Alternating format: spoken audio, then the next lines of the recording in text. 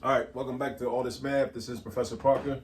Here we're going to solve an equation, except this equation looks a little different because we have a fraction, right? But we have an expression in our numerator. And then on the other side of the equal sign, we don't have a fraction. So the key is first, you got to think about what am I going to do first? Now with this problem, you got a bunch of options, right? In terms of how you can start this problem out. But remember your end goal. Your end goal is to isolate x by itself, this x right here. But the first thing you want to do is isolate the 5x. So you got to think to yourself, what do I need to get rid of? What do I need to get rid of? So I know in order to get 5x by itself on the left-hand side, I got to get rid of this -4. I got to get rid of this -17. And then after I get 5x by itself, I need to get rid of this 5, right? So I need to get rid of all those things, okay? So first, in order to get rid of -4, that's what I'm going to do first. I'm going to get rid of -4 because I want to get rid of the fraction, right? I want to get rid of fractions first. That's always a good habit. Try to get rid of the fractions. So I do the opposite operation from what that -4 is involved in. That -4 is being divided. So you say to yourself, well, what's the opposite of division? The opposite of division is multiplication. So that means I need to multiply everything by -4. So that means the left side of the equation needs to get multiplied by -4, and then the right side of the equation needs to get multiplied by -4. So over here we got -4, right? And then over here we got -4.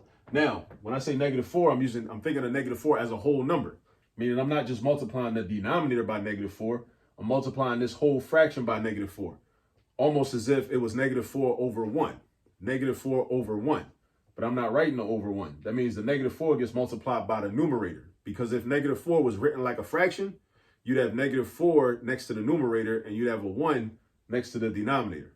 So again, the -4 gets multiplied by the numerator, but really what's going to happen is these 4s are just going to cancel out anyway and turn into 1s.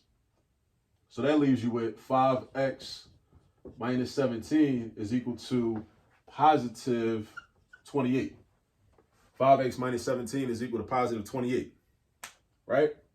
Now, why is it positive 28? Because a negative times a negative gives you a positive product all the time.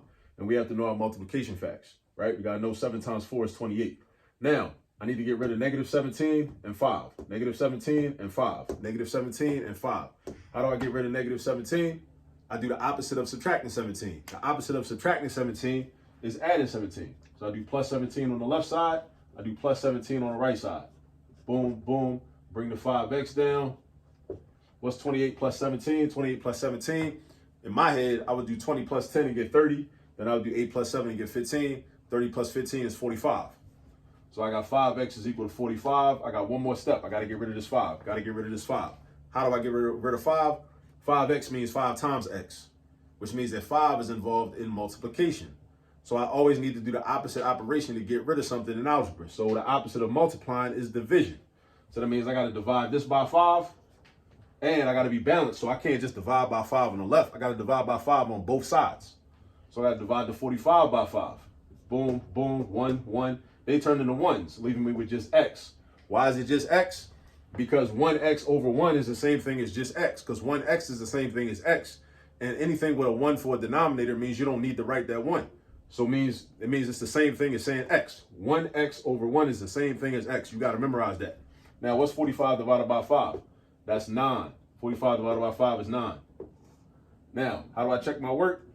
5 times 9 is 45. What's 45 take away 17?